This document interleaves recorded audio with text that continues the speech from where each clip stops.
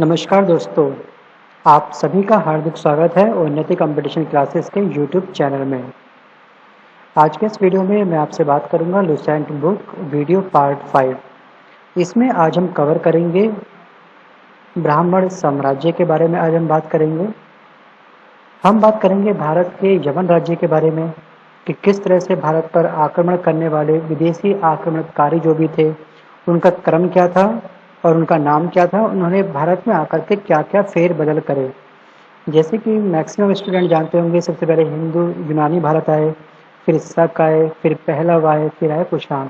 उसके बारे में अभी हम बात करेंगे, कोई इसकी दिक्कत नहीं है। और इसका जो भी कालक्रम था इसके बारे में थोड़ा सा हम डीप स्टडी करेंगे। उसके बाद में आपको बताऊंगा गुप्त साम्राज्य के बारे में कि इसकी स्थापना किसने करी थी, संस्थापक कौन थे इसके, इस सब चीज़ के बारे में। चलिए शुरू करते हैं आज का ये वीडियो। और वीडियो शुरू करने से पहले मैं आपसे कहना चाहूँगा कि अगर आपने इस चैनल को अब तक सब्सक्राइब नहीं करा है तो सब्सक्राइब करें।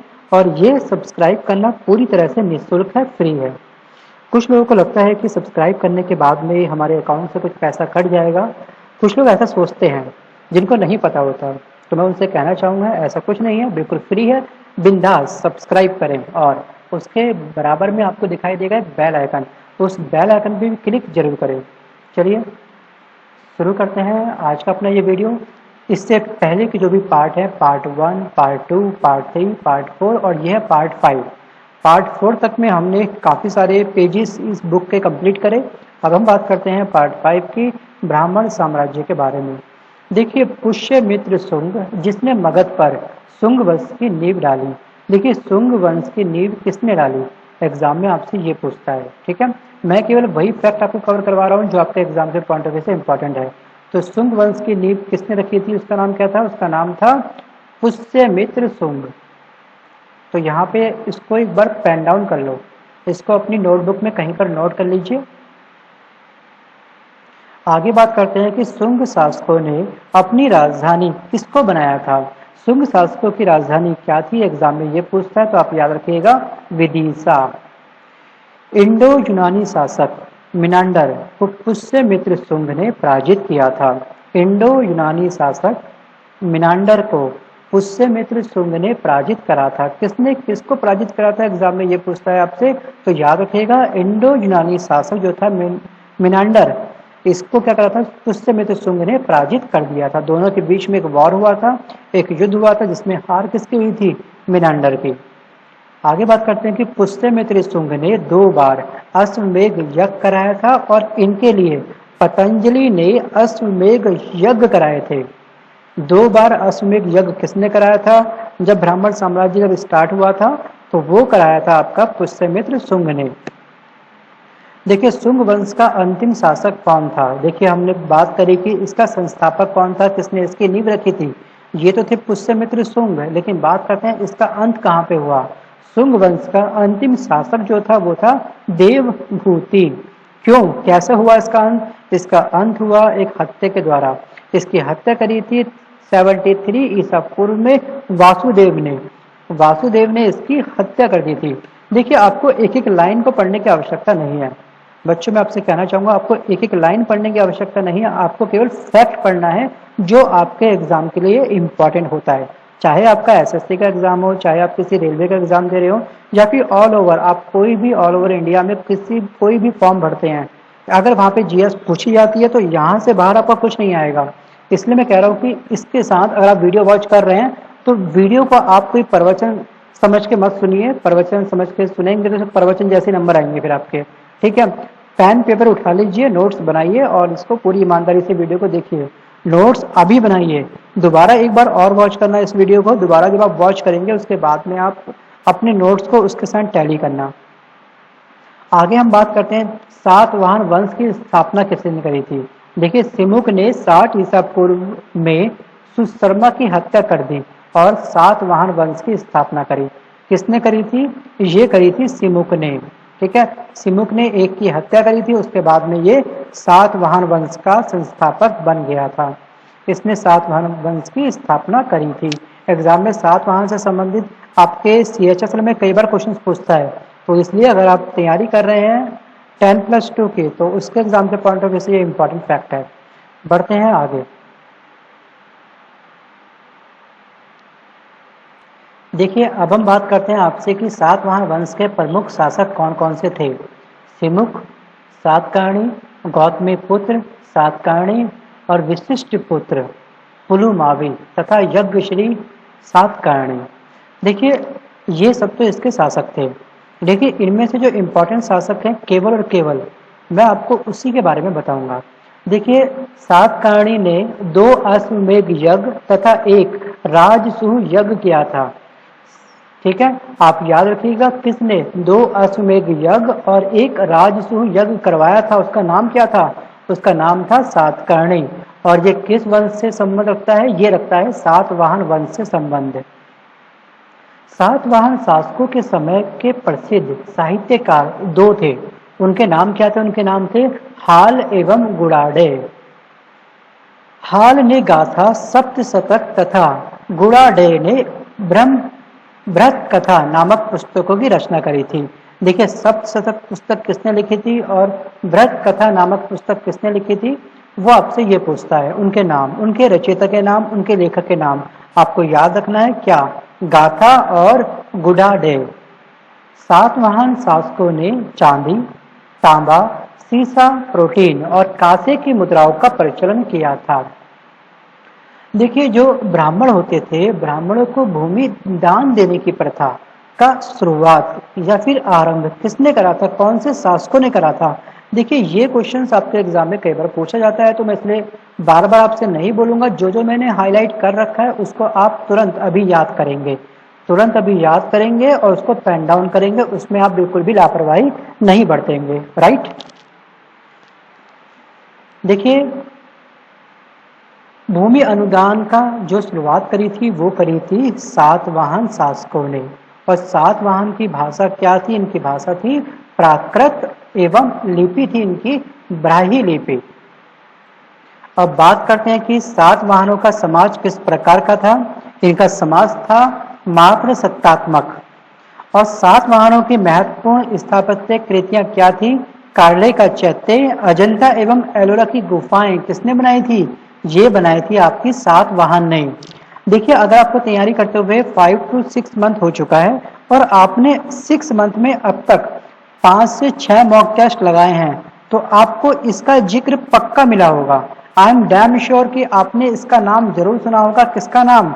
अजंता एवं एलोरा की गुफाएं। ठीक है, ये तो आपने डैम श्योर सुना ही सुना होगा। अगर नहीं सुना है तो शायद आपने मॉक टेस्ट कोई ऐसा पकड़ लिया है जो आपका आउट ऑफ सिलेबस था। आप तैयारी कर रहे हैं एसएससी की और आपने मॉक टेस्ट पकड़ लिया किसी पीसीएस का, तो वहां पे ये क्वेश्चन नहीं मिलेगा आपको।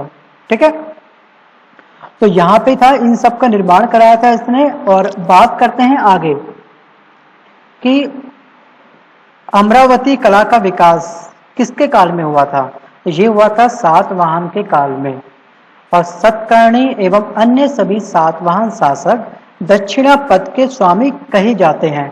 दक्षिणापथ का स्वामी किसको कहा जाता है? ये दोनों नाम। ठीक है, सभी सातवाहन जो थे वो क्या कहलाते थे? दक्षिणापथ के स्वामी। बढ़ते हैं भारत के यवन राज्य। भारत पर आक्रमण करने वाले विदेशी आक्रमणकारियों का सही क्रम क्या है? उसका सही क्रम लिखिए, एग्जाम में ये पूछता है। तो आप इस लाइन को पूरा नोट करिए जो आपका येलो से हमने हाईलाइट कर रखा है। हिंद यूनानी, शक, पहलव और कुषाण, ये सही क्रम था।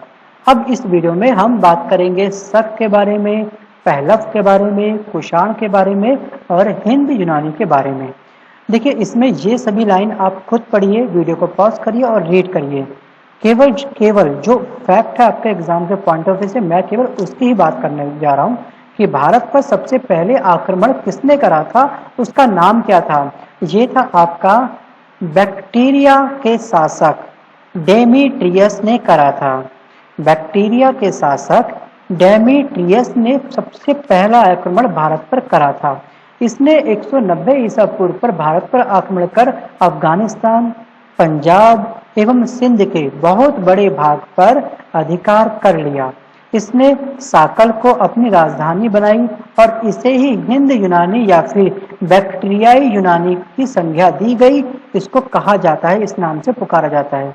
तो सबसे पहले किसने आक्रमण करा, आपको केवल अपने नोटबुक में नोट करना है इसका नाम। और ये शासक कहाँ का था, ये था बैक्ट्रिया का। आगे हम बात करते हैं, थोड़ा सा और आगे बढ़ते हैं, मिनांडर के बारे में बात करते हैं। मिनांडर ने नागसेन से बौद्ध धर्म की दीक्षा ली थी। किसने बौद्ध धर्म की दीक्षा ली थी, किससे, मिनांडर ने नागसेन से बोला, नागसेन बोलते हैं नागार्जुन से, क्या करा, बौद्ध धर्म की दीक्षा ली थी। देखिए प्रीलिम्स एग्जाम में जो यूपीपीएससी की तैयारी कर रहे हैं उनके एग्जाम में ये क्वेश्चन काफी बार पूछा जाता है। यूपी के बारे में बात कर रहा हूँ और एमपी के बारे में बात कर रहा हूँ। तो वहां पे ये क्वेश्चन पूछता है कि मिनांडर ने किससे, किस धर्म की शिक्षा दीक्षा ली थी या फिर शिक्षा दीक्षा ग्रहण करी थी। तो उसका नाम है आपका नागार्जुन दे सकता है ऑप्शन में, या फिर देगा आपको नागसेन। आगे बात करते हैं कि भारत में सबसे पहले हिंद यूनानियों ने ही सोने के सिक्के जारी करे थे। सबसे पहले सोने के जो कॉइन थे वो किसने स्टार्ट करे थे, तो वो स्टार्ट करे थे हिंद यूनानी ने। हिंद यूनानी शासकों ने भारत के पश्चिम उत्तर सीमा प्रांत में यूनान की प्राचीन कला चलाई, जिसे क्या बोलते थे, हेलेनिस्टिक आर्ट। हेलेनिस्टिक आर्ट की शुरुआत किसने करी थी, ये करी थी हिंद यूनानी शासकों ने। आगे बात करते हैं हम लोग शक के बारे में बात करते हैं हम लोग, ठीक है। देखिए ये क्रम जो भी ऊपर मैंने आपको बताया था, ये क्रम आप स्किप मत करिएगा, इस क्रम को आप लिख लीजिए। ये हिंद यूनानी, फिर बात करेंगे हम लोग शक के बारे में, पहलव और कुषाण। अब बात करते हैं हम लोग शक के बारे में, ठीक है। यूनानियों के बाद कौन आए थे, ये आए थे शक। शक की टोटल 5 ब्रांचेस थी, 5 शाखाएं थी जो पूरे पूरे भारत में फैली हुई थी। हर शाखा की राजधानी भारत और अफगानिस्तान में अलग अलग भागों में थी। तो शाखाओं के नाम कहाँ कहाँ पे थे वो ये नहीं पूछेगा, बस आपसे ये पूछेगा शक की कुल कितनी शाखाएं थी, वो थी 5। और शक मूलतः कहाँ से आए थे, कहाँ के निवासी थे, ये थे मध्य एशिया के निवासी। और चारागाह की खोज, जो मतलब करके चरागाह की खोज के लिए ये लोग भारत आए थे। और 58 ईसा पूर्व में उज्जैन के एक स्थानीय राजा ने शकों को पराजित करके बाहर खदेड़ दिया था और विक्रमादित्य की उपाधि धारण करी थी। विक्रमादित्य किसको बोलते हैं, इसका रियल नेम क्या है, एग्जाम में ये पूछता है। तो इसका रियल नेम है चंद्रगुप्त द्वितीय, सबसे अधिक विख्यात विक्रमादित्य था। अब बात करते हैं, देखिए शकों पर विजय प्राप्त करने के बाद में 58 ईसा पूर्व में एक नया संवत विक्रम संवत के नाम से प्रारंभ हुआ। कब हुआ था, ये वर्ष आप याद रखिएगा, 58 ईसा पूर्व। आपसे एग्जाम में ये वर्ष भी पूछ लेता है, इसलिए आप इसको याद करिए, ठीक है। उसके बाद हम बात करते हैं कि जिसकी संख्या भारतीय इतिहास में 14 तक थी। गुप्त सम्राट चंद्रगुप्त द्वितीय सबसे अधिक विख्यात विक्रमादित्य था। आगे हम बात करते हैं, देखिए शकों का सबसे प्रतापी शासक कौन था, उसका नाम क्या था, उसका नाम था रुद्रदामन प्रथम। और इसने कठियावाड़ की अर्ध शुष्क सुदर्शन झील जो किसने बनाई थी, ये बनाई थी मौर्य द्वारा निर्मित, का जीर्णोद्धार करा। मतलब ये आधी सूख जाती थी, इसका पानी का लेवल कम हो जाता था, नाली को बहुत, ये जो झील थी बहुत जल्दी खराब हो जाती थी, इसका दोबारा से क्या करा, इसने इसका निर्माण कराया, इसकी देखरेख कराई। तो वो किसने कराई थी, कठियावाड़ की अर्धसूर सुदर्शन झील। तो आपसे एग्जाम में यहाँ से एक क्वेश्चन ये बन सकता है कि सुदर्शन झील कहाँ पर है, ये है आपकी कठियावाड़ में। और किसने बनाई थी, इसका निर्माण किसने करा था, ये करा था मौर्य द्वारा निर्मित हुआ था ये झील। देखिए मैं आपसे कहना चाहूंगा कि आप कोई भी स्टडी करते हैं, जीएस का कोई भी क्वेश्चन पढ़ते हैं, वन लाइनर जीके में, तो आप अपने माइंड में ये बना के देखिए कि इससे क्या क्वेश्चन पूछ सकता है, इस लाइन से क्या क्वेश्चन बन सकता है। अगर आप इस तरह से स्टडी करते हैं तो आपका एक स्किल्स डेवलप होगा और आपको उसका आंसर बहुत जल्दी याद हो जाएगा। देखिए क्वेश्चन बनाने में थोड़ा टाइम जरूर लगेगा, लेकिन वो क्वेश्चन आपको बहुत आसानी से, बहुत स्ट्रांगली आपको याद हो जाएगा। ये अगर आप स्किल्स डेवलप नहीं करते, केवल वन लाइन जी के मैं स्पीड में पढ़ता रहूं, जैसे ऑडियो फाइल मैंने पढ़ी है लूसेंट की, तो उसमें मजा नहीं आएगा, आपको बहुत कम याद रहेगा। इसलिए मैं लेके आया हूं आप सबके सामने वीडियो। आगे बात करते हैं कि रुद्रदामन संस्कृत का बहुत बड़ा प्रेमी था। उसने ही सबसे पहले विशुद्ध संस्कृत भाषा में लंबा अभिलेख लिखा था। इसके अभिलेख का नाम क्या था? इसका अभिलेख का नाम था गिरनार अभिलेख। और इसके पहले के सभी अभिलेख कौन सी भाषा में थे? ये थे प्राकृत भाषा में। संस्कृत में सबसे पहला अभिलेख कौन सा लिखा था रुद्र दामन ने? तो आप ये याद रखिएगा, इसका नाम था गिरनार अभिलेख। और उससे पहले जो भी अभिलेख लिखे गए थे वो थे प्राकृत भाषा में। भारत में शक राजा अपने को क्या कहते थे? वो कहते थे अपने आप को क्षत्रप। वो कहते थे अपने आप को क्षत्रप।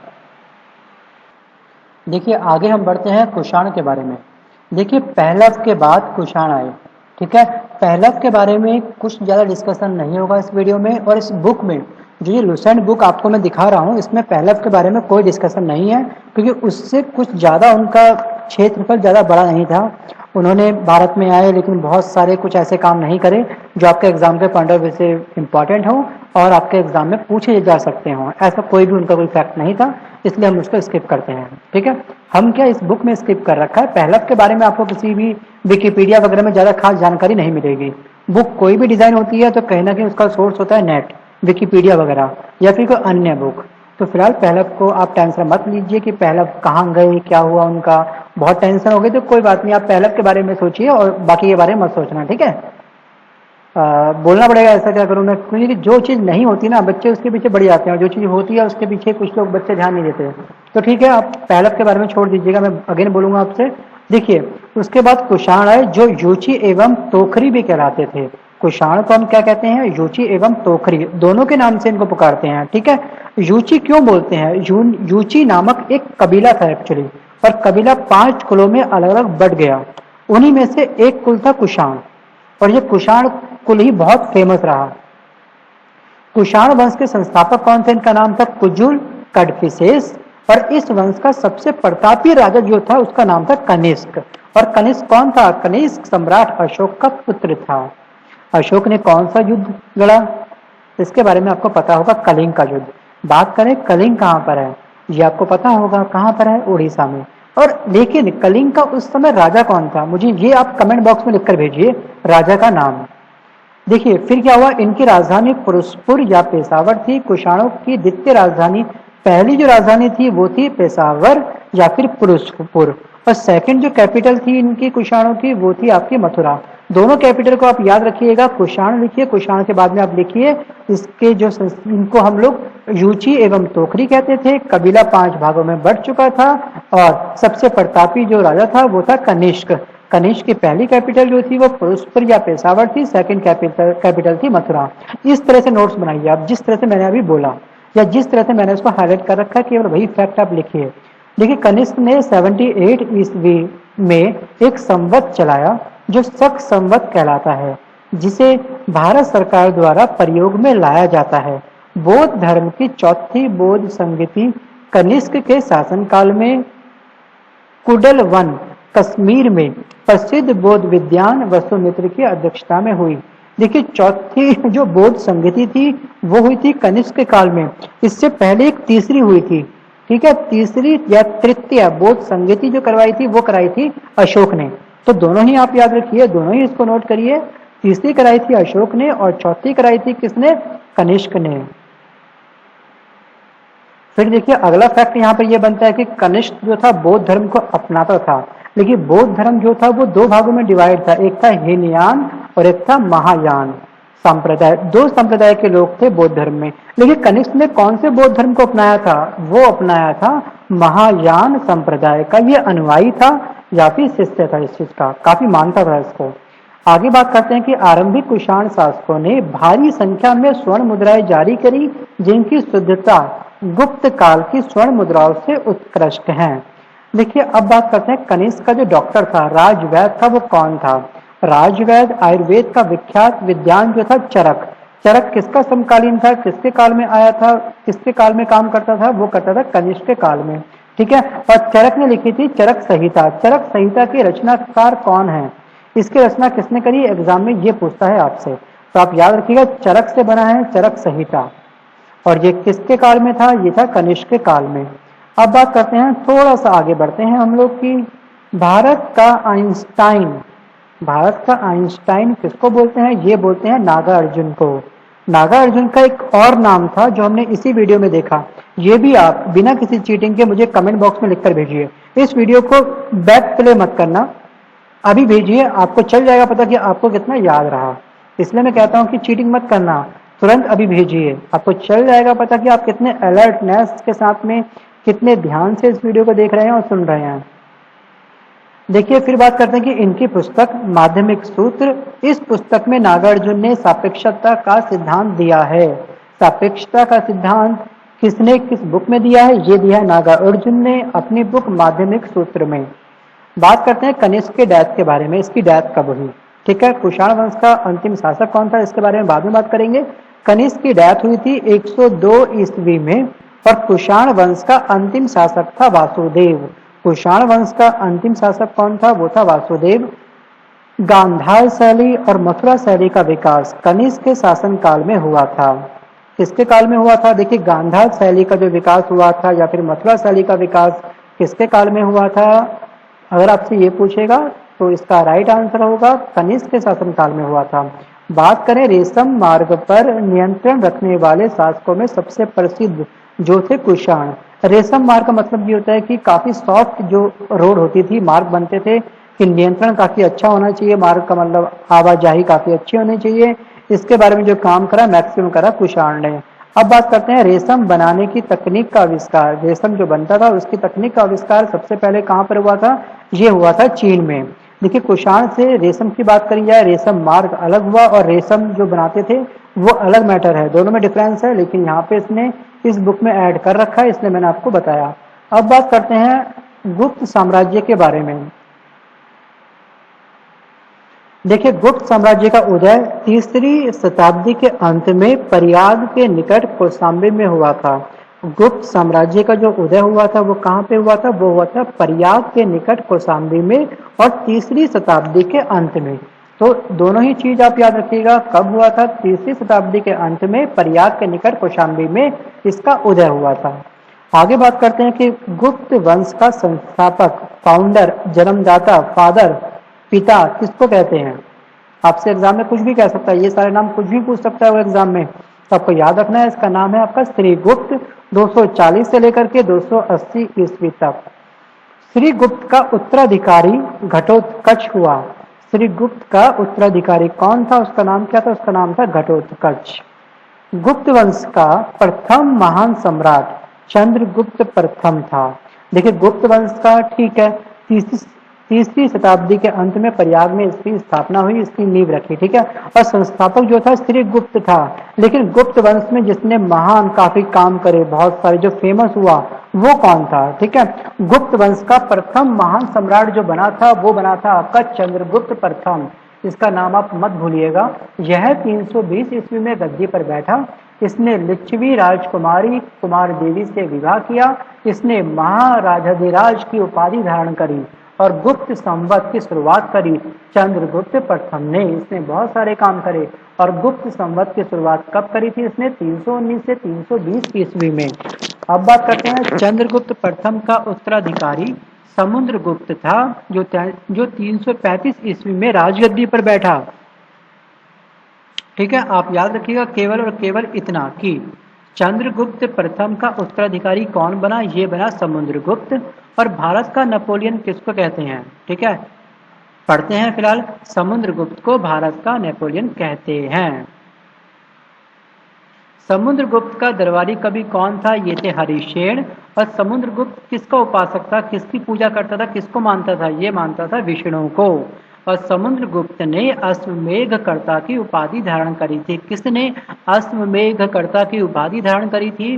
गुप्त वंश में। उसका नाम क्या है? एग्जाम में ये पूछेगा, आपको 4 ऑप्शन देगा, आपको याद रखना है समुद्रगुप्त।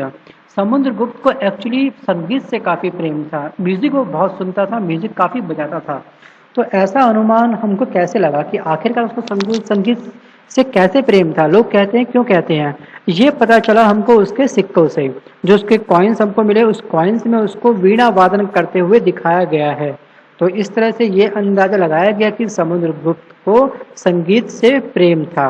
जैसे कि आप लोग कभी गिटार बजाते होंगे तो अपनी एक पिक लेते हैं और अपनी डीपी में लगा देते हैं, फेसबुक वॉल पे लगा देते हैं या फिर कहीं और शेयर कर देते हैं उस पिक को। मतलब ये है कि आपको गिटार की काफ़ी रुचि है वो बात अलग है कि कुछ बच्चे टशन मारने के लिए गिटार को पकड़ लेते हैं, उनको ये नहीं पता कि गिटार बजाया कैसे जाता है, वो अलग मैटर है। लेकिन वीणा वादन जो था सिक्कों पर अंकित था, किसके? ये था समुद्रगुप्त के। देखिए समुद्रगुप्त ने विक्रम की उपाधि धारण की थी और इसे कविराज भी कहा जाता है। समुद्रगुप्त का उत्तराधिकारी चंद्रगुप्त सेकंड हुआ, जो 380 ईस्वी में राजगद्दी पर बैठा। चंद्रगुप्त सेकंड के शासनकाल में चीनी बौद्ध यात्री फायान भारत में आया था। किसके काल में चीनी बौद्ध यात्री फायान भारत आया था? तो ये आया था आपका चंद्रगुप्त सेकंड के काल में। चंद्रगुप्त सेकंड के काल में। आगे बात करते हैं कि शकों का विजय के उपलक्ष्य में चंद्रगुप्त सेकंड ने चांदी के सिक्के चलाए थे। शकों पर विजय प्राप्त के उपलक्ष्य में चंद्रगुप्त सेकंड ने क्या करे थे? चांदी के सिक्के चलाए थे। आगे बात करते हैं चंद्रगुप्त सेकंड का उत्तराधिकारी कुमारगुप्त फर्स्ट या गोविंद गुप्त हुआ। ठीक है, आगे जो फैक्ट है वो है कि नालंदा विश्वविद्यालय की स्थापना किसने करी थी? बहुत अच्छा क्वेश्चन है। नालंदा विश्वविद्यालय की स्थापना किसने करी थी? ये करी थी कुमारगुप्त ने। किसने करी थी? कुमारगुप्त ने। आप लिखिए अपने नोट्स में, नालंदा विश्वविद्यालय की स्थापना करी थी कुमारगुप्त ने। और इसको याद करिए, स्कंदगुप्त ने गिरनार पर्वत पर सुदर्शन झील का पुनरुद्धार कराया। ठीक है, सुदर्शन झील कौन से पर्वत पर स्थित है? अब अगर आपसे ये पूछेगा तो आप कंफ्यूज हो सकते हैं, तो इसलिए मैं आपसे बोल रहा हूँ कि हर तरह से क्वेश्चन को पढ़ने का प्रयास करिए, उसमें से क्वेश्चन बनाइए। पढ़ने में स्पीड कम आएगी लेकिन आपकी स्टडी काफ़ी स्ट्रांग हो जाएगी। देखिए क्या होता है, मैं आपको साफ साफ कहना चाहूँगा कि देखिए पढ़ने पलटने से कुछ नहीं होता, ढेर पढ़ने से कुछ नहीं होता। एग्जाम करीब है, आप जोश करो उसमें पढ़ तो लेते हैं, ठीक है, आप पढ़ेंगे जरूर, आपकी बुक भी 15-20 दिन में पूरी खत्म हो जाएगी। लेकिन आप एक बात का याद रखिएगा कि आप एक तेज रफ्तार वाले घोड़े पर सवार तो होंगे लेकिन उसकी लगाम आपके हाथ में नहीं होगी। जब आपके पास घोड़े की लगाम आपके हाथ में नहीं है, घोड़े का कंट्रोल आपके हाथ में नहीं है, तो ऐसे तेज भागने से फायदा भी क्या? तो तेज मत भागो, स्लो भागो, कोई दिक्कत नहीं। पहली बात तो भागना ही नहीं है, केवल चलना है। भागने से क्या होगा, बहुत जल्दी थक जाओगे और अचीव कुछ नहीं कर पाओगे। साफ सीधी बात है, ना तो रुकना है ना ही दौड़ना है, बस केवल चलना है। चलते चलते आप लोग मंजिल आराम से पा जाएंगे। पेशेंस बनाए रखिए। देखिए चंद्रगुप्त सेकंड ने चांदी के सिक्के चलाए। नालंदा विश्वविद्यालय की स्थापना करी थी कुमारगुप्त ने। स्कंदगुप्त ने गिरनार पर्वत पर सुदर्शन झील का निर्माण कराया। आगे बात करते हैं अंतिम गुप्त शासक कौन था, उसका नाम क्या था? उसका नाम था भानुगुप्त। देखिए पुलिस विभाग का मुख्य अधिकारी कौन होता था? उसको क्या बोलते थे? उसको बोलते थे दंडपाशिक। दंड मतलब पनिशमेंट, पनिशमेंट कौन देता है? वो देता है पुलिस। मतलब पुलिस विभाग का नाम क्या हो गया? मुख्य अधिकारी कहलाता था दंडपाशिक। देखिए पुलिस विभाग का एक आम जो कर्मचारी होता है, जैसे कि आप बोलते हैं पियोन, सफाई कर्मचारी, जो ऑफिस का जो वर्क करता है, यहाँ से वहाँ फाइल चेक करता है, छोटे मोटे कर्मचारियों को उस समय क्या कहते थे? उस समय कहते थे चाट एवं भाट।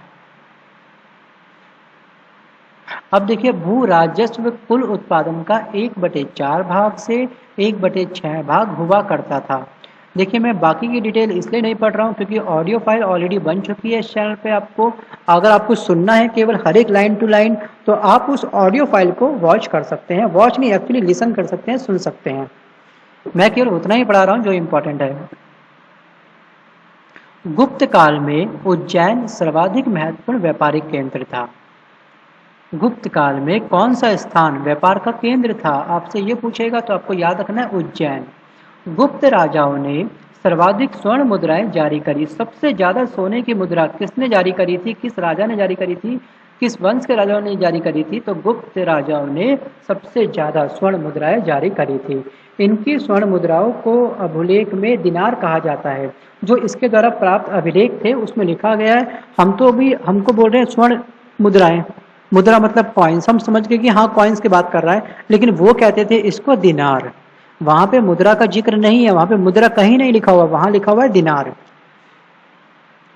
कायस्थों का सर्वप्रथम वर्णन याज्ञवल्क्य के स्मृति में मिलता है।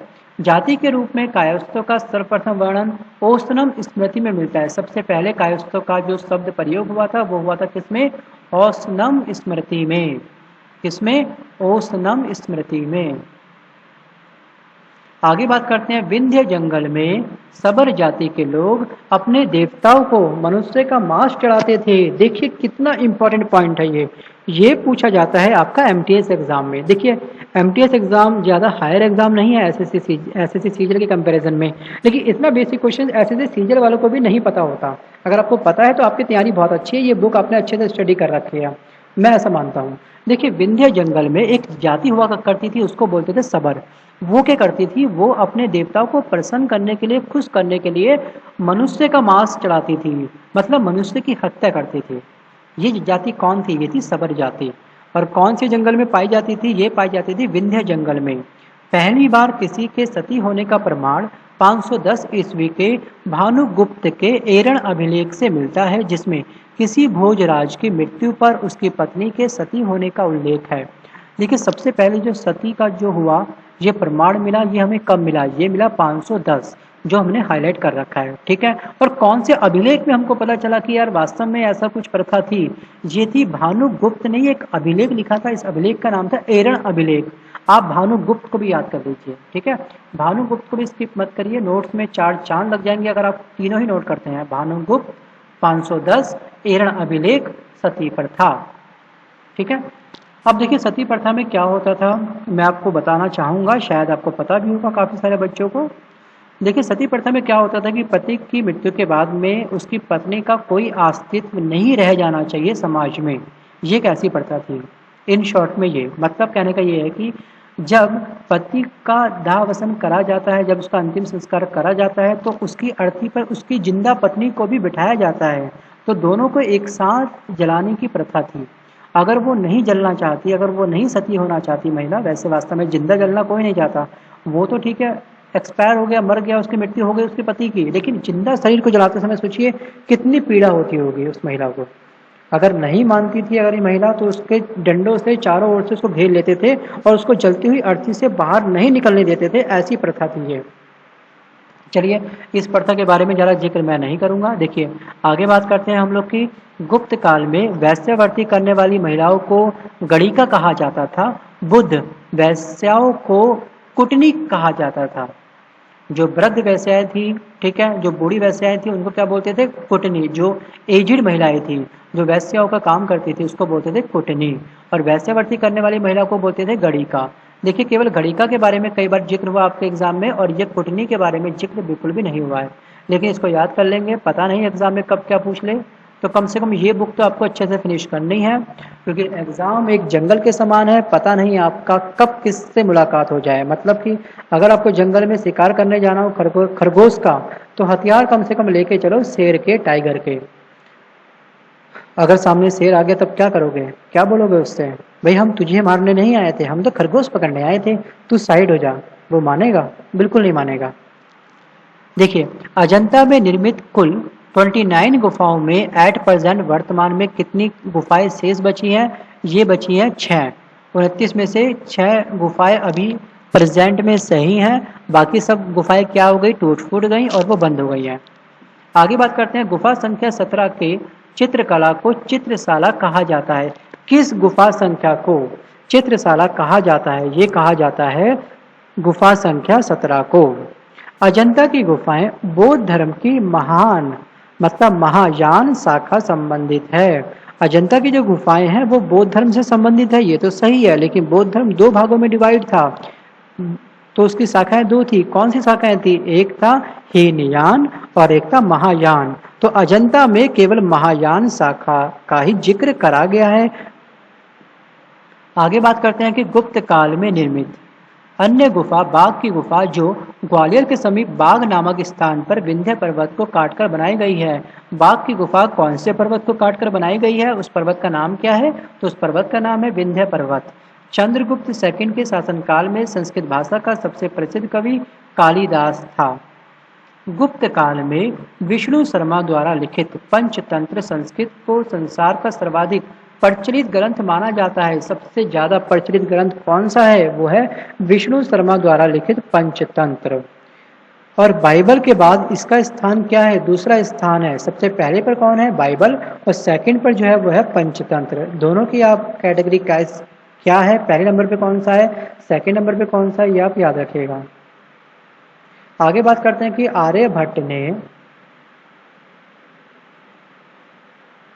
आर्यभट्टयम एवं सूर्य सिद्धांत नामक ग्रंथ लिखे। इसी ने सबसे पहले बताया कि पृथ्वी सूर्य के चारों ओर घूमती है। सबसे पहले किसने बताया कि पृथ्वी सूर्य के चारों ओर घूमती है? तो ये बताया था आर्यभट्ट ने। और इसने 2 ग्रंथ लिखे, कौन से? आर्यभट्टयम एवं सूर्य सिद्धांत। नेक्स्ट जो फैक्ट है इस बुक में, लुसेंट बुक में, चंद्रगुप्त सेकंड के दरबार में रहने वाले कुछ प्रमुख विद्वान थे आर्यभट्ट, वाराहमिहिर, धन्वंतरी, ब्रह्मगुप्त आदि। ये प्रमुख विद्वान थे चंद्रगुप्त सेकंड के। आगे बात करते हैं, गुप्त काल में चांदी के सिक्कों को रुपया का कहा जाता है। याज्ञवल्क्य, नारद, कात्यायन एवं बृहस्पति स्मृतियों की रचना गुप्त काल में हुई थी। और मंदिर बनाने की कला, एक्चुअली मंदिर पहले इतने नहीं हुआ करते थे। मंदिर सबसे पहले बनाने की जो कला स्टार्ट करी थी वो किसने करी थी? इसका जन्म कब हुआ था? इसका जन्म हुआ था गुप्त काल में। और सांस्कृतिक उपलब्धियों के कारण गुप्त काल को भारतीय इतिहास का स्वर्ण युग कहा जाता है। भारतीय इतिहास का स्वर्ण युग किस काल को कहा जाता है? कौन से काल को कहा जाता है? एग्जाम में ये पूछेगा आपसे, तो आप याद रखिएगा, गुप्त काल को भारतीय इतिहास का स्वर्ण युग कहा जाता है। बच्चों, आज के इस वीडियो में बस केवल इतना ही। अगर ये वीडियो आपको पसंद आया हो तो प्लीज़ इसको लाइक करिएगा। और मैं आपसे कहना चाहूँगा कि नोट्स प्लीज़ ज़रूर बनाएं। नोट्स अगर आप नहीं बना रहे हैं तो इस वीडियो को देखने का कोई अर्थ नहीं बनता, इसलिए मैं आपसे कहता हूँ कि नोट्स बनाइए। और जो भी आपके फ्रेंड कंपटीशन की तैयारी कर रहे हैं उन तक इस वीडियो को शेयर करिए। और अगर आपने इस चैनल को सब्सक्राइब नहीं करा है तो प्लीज़ डू सब्सक्राइब। और सब्सक्राइब करने के बाद में उसके बगल में आपको दिखाई देगा एक बेल आइकन, उस बेल आइकन पर क्लिक जरूर करें। क्योंकि अगर इस आप लोग बेल आइकन पे क्लिक नहीं करते हैं तो आपको इस चैनल पे कोई भी वीडियो अपलोड होता है तो उसका नोटिफिकेशन आप तक नहीं पहुंचेगा। तो बेल आइकन पे क्लिक करना ना भूलें। इसी के साथ मैं लेता हूं आपसे अलविदा, मिलता हूं जल्द एक नए वीडियो के साथ में। Bye bye, take care and all the best.